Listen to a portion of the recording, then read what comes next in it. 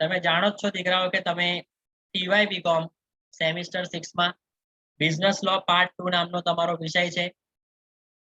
Unit number 2 પર માર્ગદર્શન આપી રહ્યા છે. ટોપિક 2 ગ્રાહક સુરક્ષા ધારો consumer protection act last lecture થી સ્ટાર્ટ કરી દીધું છે. ફર્સ્ટ ક્વેશ્ચન જે હતો એ ગ્રાહક સુરક્ષાના હેતુઓ અને કન્ઝ્યુમર ગુડ્સ અને સર્વિસીસની વ્યાખ્યા ઉપર છે. હવે એના આધાર ઉપર હું અહીંયા ગઈકાલ સુધીમાં મેં તમને ઓબ્જેક્ટ વિશે, રાઇટ્સ વિશે અને કન્ઝ્યુમરની ડેફિનેશન વિશે જાણકારી આપી દીધી છે. હવે પછીનું મારું માર્ગદર્શન ક્વેશ્ચન 1 ના જે બાકીના બે પાર્ટ છે ગુડ્સ અને સર્વિસની જે ડેફિનેશન છે એના ઉપર રહેશે અને એના વિશે હું માર્ગદર્શન આપવા જઈ રહ્યો છું. પહેલા એ આપીએ, પછી આગળ વિચારીએ શું કરવા જેવું. પહેલા તો ગુડ્સની વ્યાખ્યા. આ બહુ ઈઝી છે. તમે સેમ 5 માં સેલ ઓફ ગુડ એક્ટ 1930 મારી પાસે ભણ્યા છો. બેઠી વ્યાખ્યા ગુડ્સ માટે લખવાની છે.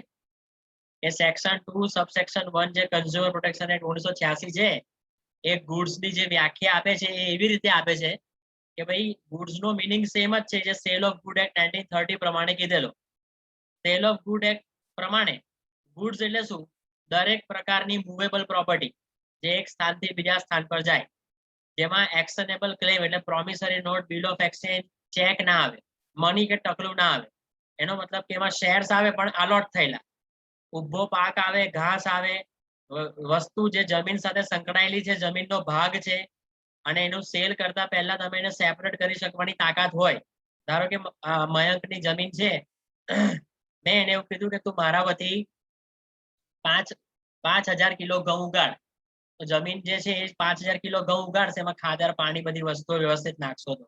હવે નક્કી હતું કે આ જમીન પર પાક ઉગે એટલે મારે લઈ લેવાનો, એની કિંમત મારે મયંકને આપી દેવાની. એટલે એનું સેલ થઈ ગયેલું પણ એને સેપરેટ કરતા પહેલા જ. એટલે હવે એને કાપીને પછી એ 5,000 કિલો ઘઉં લઈ જાઉં તો એ ગુડ્સ કહેવાશે, એ મૂવેબલ છે. કન્ઝ્યુમર પ્રોડક્ટ્સ છે, મૂવેબલ અસેટ્સ છે, શેર્સ છે, ગ્રાસ છે, ગુડ્સ છે. પણ એક વાત યાદ રાખો, શેર જ્યાં સુધી તમે અરજી કરી છે તમને લાગ્યા નથી ત્યાં સુધી ગુડ્સ ના કહેવાય. તમને અલોટ થઈ જાય શેર, તમારા ડીમેટ એકાઉન્ટમાં આવી જાય પછી એ ગુડ્સ બનશે કે જે એક સ્થાનથી બીજા સ્થાન પર તમે ટ્રાન્સફર કરી શકો છો. અરજી સુધી શેરની જે છે એ ગુડ્સ નહીં બને. શેર અલોટ થશે પછી એ ગુડ્સ બનશે.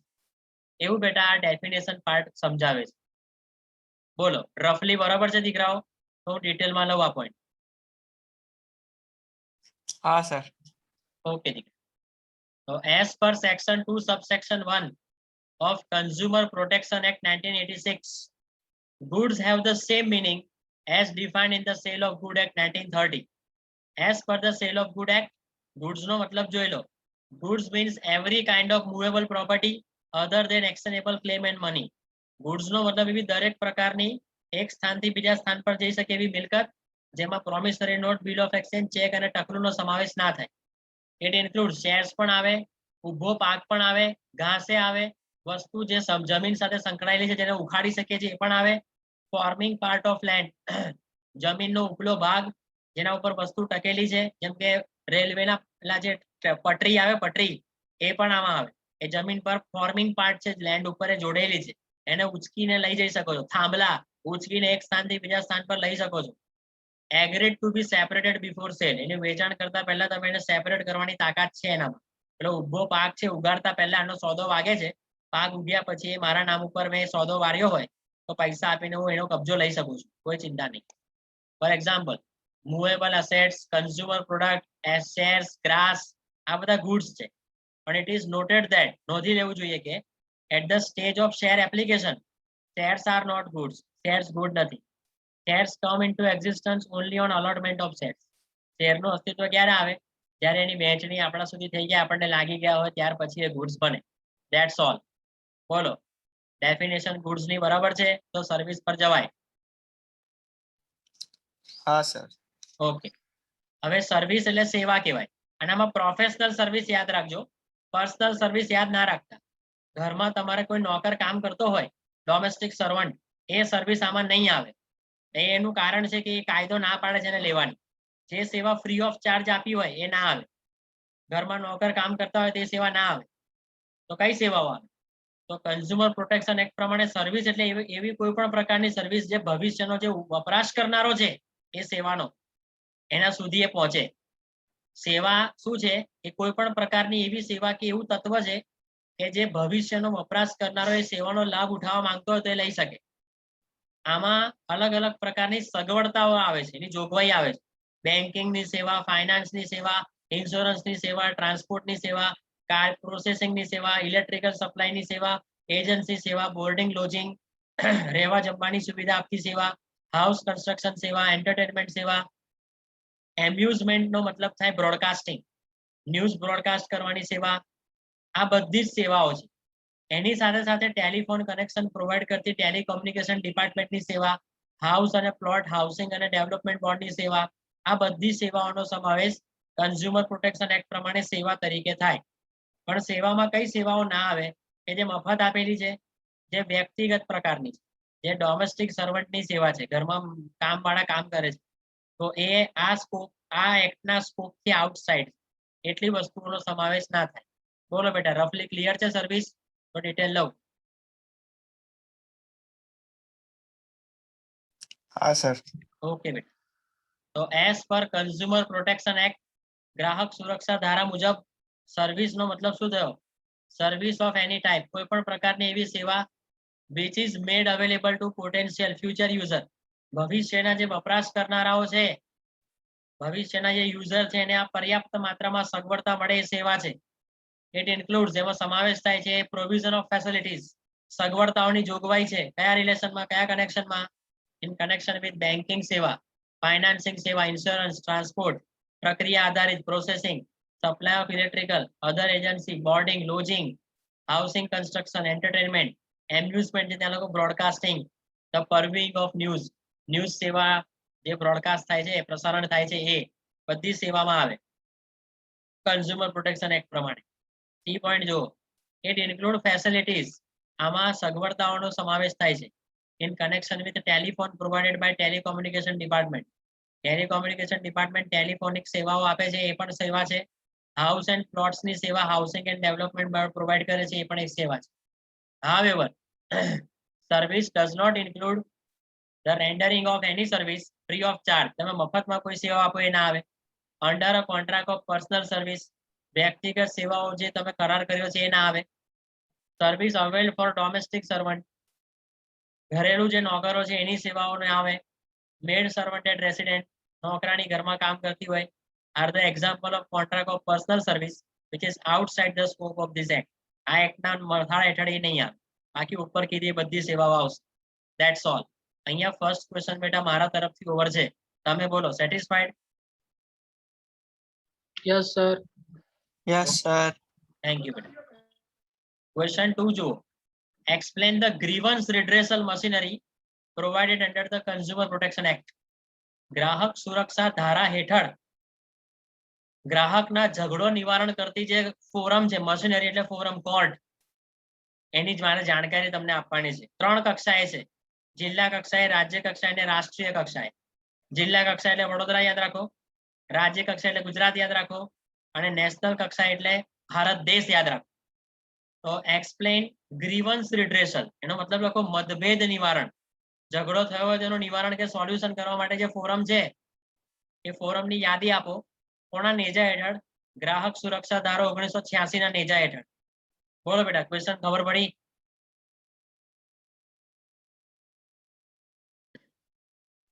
Yes sir. ઓકે, તો જો ધ કન્ઝ્યુમર પ્રોટેક્શન એક્ટ જે છે provide establishment of 3 tier judicial machinery. Tier છે ત્યાં લખો લેવલ, 3 લેવલની ન્યાય આપતી સંસ્થા, મશીનરી એટલે ફોરમ, કોર્ટ પ્રદાન કરે છે. ગ્રાહક સુરક્ષા ધારો 3 પ્રકારની ન્યાય આપતી સંસ્થાઓની વાત કરે છે, જે ગ્રાહકના ઝઘડાઓનું નિવારણ કરે છે, રિડ્રેસલ ઓફ કન્ઝ્યુમર ડિસ્પ્યુટ. અને એ 3 પ્રકાર આપ્યા છે: ડિસ્ટ્રિક્ટ ફોરમ, જિલ્લા કક્ષાની કોર્ટ, સ્ટેટ કમિશન, રાજ્ય કક્ષાની કોર્ટ, નેશનલ કમિશન, રાષ્ટ્રીય કક્ષાની કોર્ટ. જિલ્લો, રાજ્ય, રાષ્ટ્રીય, આ 3 પ્રકારની ફોરમ, 3 પ્રકારના પંચ ગ્રાહકના ઝઘડા નિવારણ માટે અતિ ઉત્તમ, સર્વોત્તમ છે, કામ લાગે એવા છે.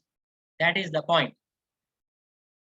બોલો, હવે તમે ડિફરન્સના ફોર્મમાં આને લેવાનું છે, તો તમે કહેતા હોય તો ચાલુ કરી આપ. હા સર. ઓકે, પહેલો હા, પોઈન્ટ સર. છે થેન્ક યુ બેટા. એસ્ટાબ્લિશમેન્ટ, આ જિલ્લા કક્ષા, રાજ્ય કક્ષા અને રાષ્ટ્રીય કક્ષાની જે કોર્ટ છે એનું સ્થાપના કેવી રીતે થાય છે? તો જિલ્લા કક્ષા જે ડિસ્ટ્રિક્ટ ફોરમ છે એ સ્ટેટ ગવર્મેન્ટ નોટિફિકેશનના માધ્યમ દ્વારા આ જિલ્લા કક્ષાની કોર્ટ ચાલુ કરે છે. સ્ટેટ કમિશનમાં સેમ આવશે, જે ડિસ્ટ્રિક્ટમાં લખેલું છે કે સ્ટેટ ગવર્મેન્ટ નોટિફિકેશન દ્વારા સ્ટેટ કમિશન પણ ચાલુ કરશે. પણ નેશનલ કમિશનમાં અલગ આવશે. એમાં સેન્ટ્રલ ગવર્મેન્ટ નોટિફિકેશન આપીને રાષ્ટ્રીય કક્ષાનું જે પંચ છે, કોર્ટ છે, ફોરમ છે એ એસ્ટાબ્લિશ કરશે ગ્રાહકના ઝઘડાનું નિવારણ કરવા માટે. આ મેં રફલી સમજાવ્યું. હવે મેં ડિટેલ વાંચું છું. એસ્ટાબ્લિશમેન્ટ એટલે સ્થાપના. એમાં ડિસ્ટ્રિક્ટ ફોરમ પર વાત કરીએ. It is establish the state government by notification. જિલ્લા કક્ષાની જે કોર્ટ છે એની સ્થાપના રાજ્ય સરકાર નોટિફિકેશન આપીને કરે છે. સ્ટેટ કમિશનમાં સેમ છે ડિસ્ટ્રિક્ટ ફોરમમાં લખેલું. તમારે એક્ઝામમાં એવું નહીં લખવાનું, તમારે એક્ઝામમાં આખું લખવાનું જો રિટર્ન એક્ઝામ હોય. It is establish by the state government by notification. એવું સ્ટેટમાં પણ સેમ લખવાનું. નેશનલ કમિશનમાં થોડું બદલાશે. Establish by central government by notification. રાજ્ય સરકાર કેન્દ્ર સરકાર નોટિફિકેશન આપીને રાષ્ટ્રીય પંચની નિર્માણ કરશે ગ્રાહકના ઝઘડાના નિવારણ માટે. એમાં કોમ્પોઝિશનમાં લખો સાઇઝ. એમાં કેટલા સદસ્ય કે કેટલા પ્રેસિડેન્ટ જે છે અને સદસ્યો કેટલા છે, એની સંખ્યા કેટલી છે એ જણાવવાની છે. આ જે કોર્ટ બની એમાં પ્રેસિડેન્ટ કેટલા અને સદસ્યોની સંખ્યા કેટલી એ મારે તમને જણાવવાનું છે. ડિસ્ટ્રિક્ટ ફોરમમાં એક પ્રેસિડેન્ટ, એક પ્રમુખ હોય અને 2 મેમ્બર હોય. એ 2 મેમ્બરમાંથી એક મહિલા હોય. આ ડિસ્ટ્રિક્ટ અને સ્ટેટ બંનેમાં કોમન છે. જ્યારે નેશનલ કમિશનમાં એક પ્રેસિડેન્ટ હોય ને 4 મેમ્બર હોય. આ 4 માંથી એક મહિલા મેમ્બર હોય. આવું યાદ રાખવાનું. આ રફલી કીધું, હવે ડિટેલમાં લઉં છું. Composition, size. આ કોર્ટમાં સદસ્યોની સંખ્યા. ઇટ કન્સિસ્ટ ધરાવે છે of the president and 2 other members. One of them must be a woman. તો આમાં પ્રમુખ હોય અને 2 સદસ્ય હોય. આ 2 માંથી એક સ્ત્રી હોય. સેમ સ્ટેટ કમિશનને લાગે છે. સેમ એઝ ડિસ્ટ્રિક્ટ ફોરમમાં લખેલું બેઠું લખવાનું. નેશનલ કમિશનમાં જુઓ, it consist of the president આવે, 4 other member, one of them must be a woman. એમાંથી એક સ્ત્રી હોઈ શકે છે. બોલો બેટા, 2 પોઈન્ટ ક્લિયર છે? તો ત્રીજા પર જાઓ. હા સર. પ્રમુખ, પ્રેસિડેન્ટ જે છે કોણ હોઈ શકે? તો ડિસ્ટ્રિક્ટ લેવલ પર જે પણ પ્રમુખ બનશે એ વ્યક્તિ જે છે એ ડિસ્ટ્રિક્ટ કોર્ટનો જજ હોઈ શકે છે. સ્ટેટ લેવલ પર હાઈકોર્ટનો જજ હોઈ શકે છે અને નેશનલ લેવલ પર સુપ્રીમ કોર્ટનો જજ હોઈ શકે છે. એ પ્રેસિડેન્ટ તરીકેની એલિજિબિલિટી રાખે છે. વાંચું છું ડિસ્ટ્રિક્ટ માટે કે he must be a person. President એક એવો વ્યક્તિ હોવો જોઈએ who is or has been a judge of district court. જિલ્લા કક્ષાએ જજ તરીકે કામ કરતો હોય એવો વ્યક્તિ પ્રેસિડેન્ટ બની શકે છે ડિસ્ટ્રિક્ટ ફોરમમાં. સ્ટેટ કમિશનમાં કેવું છે? he must be a person who is or has been judge of high court. અને લાસ્ટ છે he must be a person who is or has been a judge of supreme court. એ supreme કોર્ટનો જજ, એની વાત કરવાની. આ રીતે પ્રેસિડેન્ટની વાત છે. હવે જે મેમ્બર્સ છે એમની લાયકાત કેવી હોવી જોઈએ? ક્વોલિફિકેશન ઓફ મેમ્બર્સ કે જે જિલ્લા કક્ષા અને રાજ્ય કક્ષાએ 2 છે અને રાષ્ટ્રીય કક્ષાએ 4 છે. એમની ક્વોલિફિકેશન જુઓ. he must be a bachelor degree holder, recognized university માંથી બેચલર કરેલો હોવો જોઈએ.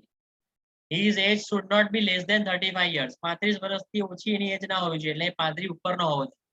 he must be ability, એનામાં ક્ષમતા હોવી જોઈએ. ઇન્ટિગ્રિટી, કનેક્ટ કરવાની ક્ષમતા હોવી જોઈએ. એડિક્વેટ કે પ્રોપર નોલેજ હોવું જોઈએ. એક્સપિરિયન્સ હોવો જોઈએ એટલીસ્ટ 10 વર્ષનો. કઈ બાબતમાં? in dealing with the problem related to economics, commerce, law, accountancy, industry ના પ્રોબ્લેમને સોલ્વ કરવાની તાકાત હોવી જોઈએ. આ ડિસ્ટ્રિક્ટ ફોરમનો પોઈન્ટ છે. આ એબીસી પોઈન્ટ બધા સ્ટેટ કમિશનમાં સરખા, પણ એક ડી પોઈન્ટ એડ થાય છે સ્ટેટ કમિશનમાં કે more than 50% of the member should not be from judicial background. એનો મતલબ કે 2 સદસ્ય છે એમાંથી એક જ સદસ્ય જ્યુડિશિયલ બેકગ્રાઉન્ડમાંથી હોવો જોઈએ. બંને જ્યુડિશિયલ બેકગ્રાઉન્ડમાંથી ના હોવો જોઈએ. કાયદા કે ન્યાયના લેવલ ઉપર ના હોવા જોઈએ. અલગ પ્રોફેશનલ એક્સપર્ટ પર્સન હોવા જોઈએ, કાયદાથી પરે, એવું અહીંયા કહે છે. જ્યારે નેશનલમાં કેવું છે? તો સ્ટેટના જેટલા પોઈન્ટ આવ્યા બધા જ હમણાં જે ચલાય એબીસી અને ડી, હમણાં સ્ટેટમાં કીધું એ નેશનલની અંદર જે સ્ટેટ કમિશન છે, જે અમે તમને નેશનલ કમિશનની વાત કરું છું અત્યારે, એમાં A to D પોઈન્ટ કે બેચલર ડિગ્રી હોવી જોઈએ રેકોગ્નાઇઝ્ડ યુનિવર્સિટીમાંથી, 35 વર્ષ કરતા ઓછી ઉંમરના હોવી જોઈએ, 10 વર્ષનો અનુભવ હોવો જોઈએ, અકાઉન્ટન્સી, લો, આ બધી મેટરમાં, અને 50% મેમ્બર જ્યુડિશિયલ બેકગ્રાઉન્ડથી ના હોવા જોઈએ. 50% ભલે હોય, 50% ના હોય. નેશનલ કમિશનમાં 4 મેમ્બર, તો 2 જ્યુડિશિયલ બેકગ્રાઉન્ડમાંથી હોય તો ચાલે, 2 અધર જ હોવા જોઈએ, એક્સપર્ટ પ્રોફેશનલ. બોલો બેટા, 4 પોઈન્ટ સુધી ક્લિયર છે? હા સર. હવે છે ડિસ્ક્વોલિફિકેશન ઓફ મેમ્બર. કયો સદસ્ય ગેરલાયક ઠરે છે સદસ્ય બનવા માટે? તો એના બધા પોઈન્ટ્સ આપ્યા છે કે following persons are disqualified to become a member. નીચે મુજબના વ્યક્તિઓ એવા છે કે જે ગેરલાયક ઠરે છે સદસ્ય બનવાના અનુસંધાનમાં. તો પહેલું છે convicted and sentence to imprisonment for an offence of moral turpitude. નૈતિક અધપતનના ગુના માટે જેલવાસ ભોગવેલો હોય, એને ચીટિંગ કરી હોય કે ફ્રોડ કર્યો હોય એ મેમ્બરે, અને જેલમાં જઈને આવ્યો હોય, તો એને તમે મેમ્બર ના બનાવી શકો. એન્ડ અનડિસ્ચાર્જ ઇન્સોલ્વન્ટ, આ મેમ્બર નાદાર જાહેર થયેલો પણ નાદારીમાંથી બહાર ના આવ્યો હોય. અ પર્સન ઓફ ગાંડુ મગજ, અનસાઉન્ડ માઇન્ડ, મેમ્બર ના બને. A person who has removed or dismiss from government service, સરકારી નોકરીમાંથી લાંચ લેતો હશે તો કાઢી મૂક્યો હોય, ડિસમિસ કર્યો હોય, તો એ ના બને. whose appointment in the opinion of the state government is likely to affect the performance of his function, એ વ્યક્તિની નિમણૂક એના કામમાં ડિસ્ટર્બ ઊભી કરી શકે એમ છે, એની જે પોસ્ટ આપી છે એને, તો એ ના કહી શકે. આના કરતા હજુ બી કોઈ એવી ડિસ્ક્વોલિફિકેશન કે સ્ટેટ ગવર્મેન્ટે પ્રિસ્ક્રાઇબ કરી હોય કે આ મેમ્બર ડિસ્ક્વોલિફાઈડ થાય છે, તો એ બધી લાગુ પડે, એ મેમ્બર તરીકે કામ ના કરે, એને કાઢી મૂકવો પડે. જેવું મેં ડિસ્ટ્રિક્ટમાં કીધું એ બધું જ આ જે સ્ટેટ કમિશન છે એમાં લાગુ પડશે, અને નેશનલ કમિશન છે એમાં A to D પોઈન્ટ જે છે એ લાગુ પડશે. ઈ પોઈન્ટ થી નેશનલ કમિશનમાં શું કહે છે જુઓ, whose appointment in the opinion of પેલામાં સ્ટેટ ગવર્મેન્ટ હતું, અહીંયા central government is likely to affect the performance of his function. અહીંયા સેન્ટ્રલ ગવર્મેન્ટના મત મુજબ એના જે કાર્ય કરવાનો ઢંગ છે એને અસર કરશે, તકલીફ આપશે, તો પછી એની નિમણૂક ના થાય નેશનલ કમિશનની અંદર મેમ્બર તરીકે. That is the point. ત્યાર પછી છે appointment of president and member. તો જે નિમણૂક છે પ્રેસિડેન્ટ અને સદસ્યની કેવી રીતે થાય છે? તો ડિસ્ટ્રિક્ટમાં જો અને સ્ટેટમાં સેમ જ રહેશે કે ભાઈ પ્રેસિડેન્ટ ને મેમ્બરની અપોઇન્ટમેન્ટ સ્ટેટ ગવર્મેન્ટ કરે છે સિલેક્શન કમિટીના રેકમેન્ડેશન ઉપર. આવું સ્ટેટમાં પણ સેમ. જ્યારે નેશનલમાં ખાલી બદલાશે, સ્ટેટને બદલે સેન્ટ્રલ ગવર્મેન્ટ થઈ જશે કે પ્રેસિડેન્ટ અને મેમ્બર અપોઇન્ટમેન્ટ સેન્ટ્રલ ગવર્મેન્ટ જે છે સિલેક્શન કમિટીના રેકમેન્ડેશન ઉપર કરે છે. વાંચું છું ડિસ્ટ્રિક્ટમાં, the president and member are appointed by the state government on the recommendation of selection committee. એવું સેમ સ્ટેટમાં, નેશનલમાં બદલાશે. president and members are appointed by the central government on the recommendation of selection committee. હવે appointment થઈ ગઈ તો રીઅપોઇન્ટમેન્ટ કેવી રીતે કરવાનું છે, પુનઃ નિમણૂક કરવી હોય તો તમે જુઓ, member shall be eligible for reappointment for another term of 5 years. જેટલા સદસ્ય છે એને બીજા 5 વર્ષ માટે રીઅપોઇન્ટ કરવા હોય તો એલિજિબલ છે, પણ હવે એમાં એક શરત આપી છે, up to the age of 65 years which ever is earlier. તો 5 વર્ષનો સમયગાળો અને 65 વર્ષની ઉંમર, આ બેમાંથી જે પહેલું આવતું હોય એના પ્રમાણે, બરાબર છે. અથવા તો on the recommendation of the selection committee, જે ફૂલફિલ કરવાની કન્ડિશન હોય એના પ્રમાણે રીઅપોઇન્ટમેન્ટ થઈ શકે. ડિસ્ટ્રિક્ટ લેવલ પર 5 વર્ષ તમારી અપોઇન્ટમેન્ટના, અને અથવા તો 65 વર્ષ તમારી ઉંમરના, આ બેમાંથી જે વહેલું આવતું હોય એ પ્રમાણે રિટાયર થઈ જવાનું, રીઅપોઇન્ટમેન્ટમાંથી બાદ થઈ જવાનું. ધારો કે મયંક 58 વર્ષનો છે, પહેલી અપોઇન્ટમેન્ટ એને 53માં વર્ષે મળી હતી, 58 સુધી 5 વર્ષ સુધી એના અપોઇન્ટમેન્ટ મેમ્બર તરીકે રહી. હવે રીઅપોઇન્ટમેન્ટ માટે એલિજિબલ છે, બીજા 5 વર્ષ એટલે 63 વર્ષનો થશે, એટલે એ 5 વર્ષ બીજા રીઅપોઇન્ટમેન્ટ ભોગવી શકશે. પણ ધારો કે 62 વર્ષે રીઅપોઇન્ટમેન્ટ કરીએ તો 65મું વર્ષ આવવામાં 3 વર્ષ બાકી છે. એવું જેવું 65મું વર્ષ આવે એવું એને રિટાયર થઈ જવું. આ એની એજ લિમિટ ડિસ્ટ્રિક્ટ લેવલ પર મેમ્બર બનવા માટે રીઅપોઇન્ટમેન્ટના અકોર્ડિંગ. એવી રીતે સ્ટેટમાં એક જ પોઈન્ટ ચેન્જ આવશે, 5 વર્ષ ને 67 વર્ષ, બે વહેલામાંથી બે વહેલું જે આવે. અને નેશનલ લેવલ પર 5 વર્ષ ને 70 વર્ષ, બેમાંથી જે વહેલું આવે એના પ્રમાણે રીઅપોઇન્ટમેન્ટ થશે. હવે હું ડિટેલમાં વાંચું છું. District level reappointment, a member shall be eligible for reappointment for another term of 5 years, બીજા 5 વર્ષ માટે બને, or up to the age of 65 years whichever is value on the recommendation of selection committee, એના પ્રમાણે રીઅપોઇન્ટમેન્ટ થશે. હવે સ્ટેટમાં વાંચું છું, member shall be eligible for reappointment for another 5-year term or up to the age of 67 years whichever is earlier or on the recommendation of selection committee. Third, national level વાંચું છું, member shall be eligible for reappointment for another term 5 years or up to the age of 70 years whichever is earlier on the recommendation of selection committee. બોલો છોકરાઓ, બરાબર છે કે લોચો છે? બરાબર છે સર. હવે સિલેક્શન કમિટી જે પસંદગી સમિતિ જેમાં કોનો સમાવેશ થાય? તો ડિસ્ટ્રિક્ટ લેવલ પર જુઓ, સ્ટેટ કમિશનનો જે ચેરમેન કે પ્રેસિડેન્ટ હોય એ આવે, લો ડિપાર્ટમેન્ટનો સેક્રેટરી આવે, અને કન્ઝ્યુમર અફેર જે સ્ટેટનું છે, ગ્રાહક સુરક્ષાને લગતી બાબતોનું ધ્યાન રાખતું ડિપાર્ટમેન્ટ, એનો સેક્રેટરી આવે, જે સિલેક્શન કમિટીનો ભાગ છે, જે રેકમેન્ડેશન કરે છે પ્રેસિડેન્ટ અને મેમ્બરને નિમણૂક અને રીઅપોઇન્ટમેન્ટ કરવા માટે. તો વાંચું છું, જો it consist of the following person: president, જે સ્ટેટ કમિશનનો જે ચેરમેન એ આવે, સેક્રેટરી લો ડિપાર્ટમેન્ટનો આવે સ્ટેટનો, અને સેક્રેટરી ઇન્ચાર્જ જે ડિપાર્ટમેન્ટ ઓફ કન્ઝ્યુમર અફેર્સ છે સ્ટેટનો એ આવે. સેમ સ્ટેટ કમિશનમાં સેમ લખી દેવાનું. ત્યારે નેશનલમાં જોઈ લો, a person who is the જજ ઓફ સુપ્રીમ કોર્ટ એ આવે, secretary of department of legal affairs central ગવર્મેન્ટનો એ આવે, અને સેક્રેટરી કન્ઝ્યુમર અફેર્સનો સેન્ટ્રલ લેવલનો એ આવે. સિલેક્શન કમિટીનો સદસ્ય જે અપોઇન્ટમેન્ટને રીઅપોઇન્ટમેન્ટ કરવામાં હેલ્પ કરે છે પ્રેસિડેન્ટ અને મેમ્બરની. I hope you will understand. Term of office for a member, member માટે કેટલો સમયગાળો? તો હમણાં જ કીધું ને તમને, 5 વર્ષ અથવા 65 વર્ષ ડિસ્ટ્રિક્ટમાં, બેમાંથી જે વહેલું આવે. 5 વર્ષ અથવા 67 વર્ષ સ્ટેટમાં, બેમાંથી જે વહેલું આવે. 5 વર્ષ અને 70 વર્ષ, બેમાંથી જે વહેલું આવે. એ મેમ્બર્સ જે છે એ પોતાની સમયગાળો સાચવી શકે છે આ પોઝિશન પર રહેવાનું. વાંચું છું ડિસ્ટ્રિક્ટમાં, the term of office is 5 years or up to the age of 65 years, whichever is value. જ્યારે સ્ટેટમાં જો, it is 5 years or up to the age of 67 years, whichever is earlier, and it is 5 years or up to the age of 70 years, whichever is earlier. આ members જે છે એ પોતાની office છે, આ જે કાર્ય એને સોંપ્યું છે એના પર રહી શકે છે આ લિમિટ પ્રમાણે. રેઝિગ્નેશન ઓફ મેમ્બર, ચલો કોઈ મેમ્બરને રેઝિગ્નેશન આપવું છે, નિવૃત્ત થવું છે, તો શું કરવાનું? તો member may resign by writing to letter state ગવર્મેન્ટને પત્ર લખે ડિસ્ટ્રિક્ટ ફોરમ વાળો, અને સ્ટેટ કમિશન વાળો બી જે છે એ સ્ટેટ ગવર્મેન્ટને પત્ર લખે કે હું રાજીનામું આપું છું. જ્યારે નેશનલ લેવલ પર મેમ્બર રિઝિગ્નેશન કરવા માંગતો હોય તો એને સેન્ટ્રલ ગવર્મેન્ટને લેખિતમાં પત્ર લખવો પડે કે આઈ ક્વિટ, હું રિઝાઇન થવા માંગુ છું. સેલેરી અને બીજી બધી ટર્મ્સ કન્ડિશન કેવી? તો સ્ટેટ ગવર્મેન્ટના રૂલ્સ પ્રમાણે ડિસ્ટ્રિક્ટ અને સ્ટેટ કમિશનની સેલેરી નક્કી થાય, અને સેન્ટ્રલ ગવર્મેન્ટના રૂલ્સ પ્રમાણે નેશનલ કમિશનના સદસ્યની સેલેરી નક્કી થાય. they are prescribed by the state government. Same district અને સ્ટેટમાં. નેશનલમાં જો, they are prescribed by the central government by rules. Central government નક્કી કરે. પેક્યુનિયરી જ્યુડિક્શનનો મતલબ કેટલા કેસો ક્લેમ જે કરવાના છે, કેટલા રૂપિયાના કયા લેવલ પર થશે. તો ડિસ્ટ્રિક્ટ પર જો, district forum can admit a complaint where the value of claim does not exceed 20 lakh.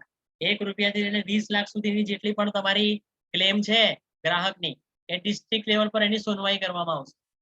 સ્ટેટમાં જો 20 લાખથી વધારે પણ 1 કરોડથી ઓછું, it can admit a complaint where the value of claim is more than 20 lakh but less than 1 crore, not exceed 1 crore.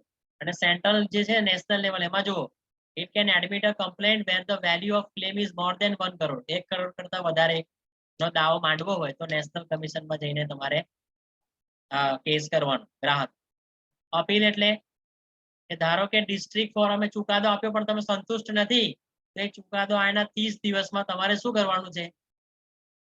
State ગવર્મેન્ટની જે high court છે ત્યાં જઈને તમારે કહેવાનું છે, સ્ટેટ કમિશનને અપીલ કરવાની છે કે મને અન્યાય થયો છે, ફરીવાર મને સંતોષજનક ચુકાદો નથી મળ્યો, તમે ન્યાય આપો.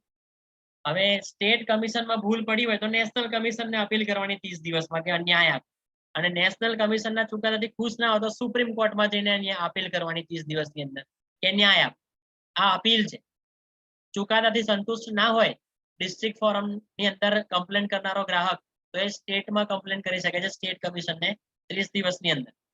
સ્ટેટ કમિશનમાં સંતુષ્ટ ના હોય તો નેશનલ કમિશનને કમ્પ્લેન કરી શકે છે, અને નેશનલ કમિશનથી સંતુષ્ટ ના હોય તો સુપ્રીમ કોર્ટે 30 દિવસની અંદર કમ્પ્લેન કરીને આના ઉપર ચુકાદો મેળવી શકે છે, ન્યાય લઈ શકે. તો against the order of district forum, consumer can appeal to state commission within 30 days from the date of order. હવે સ્ટેટમાં જો, against the order of state commission, a consumer can appeal to the national commission within 30 days from the date of order, and against the order of national commission, a consumer can appeal to supreme court within 30 days from the date of order. તમને અસંતોષ લાગ્યો હોય district ફોરમમાં તો state કમિશનને કહી શકો છો 30 દિવસની અંદર ઓર્ડરના. સ્ટેટ કમિશનમાં બી ના મજા આવી તો નેશનલ કમિશનને કહી શકો છો 30 દિવસમાં, ત્યાંય ના મજા આવે તો સુપ્રીમ કોર્ટને કહી શકો. તમને બધી રીતે ન્યાય આપવાનું અહીંયા ઓપન છે. થર્ડ ક્વેશ્ચન નથી સિલેબસ. ફર્સ્ટ સેકન્ડ પૂરા થઈ ગયા, ટોપિક ઓવર થાય છે. તમે બોલો સેટિસ્ફાઈડ? ડન? Yes, sir.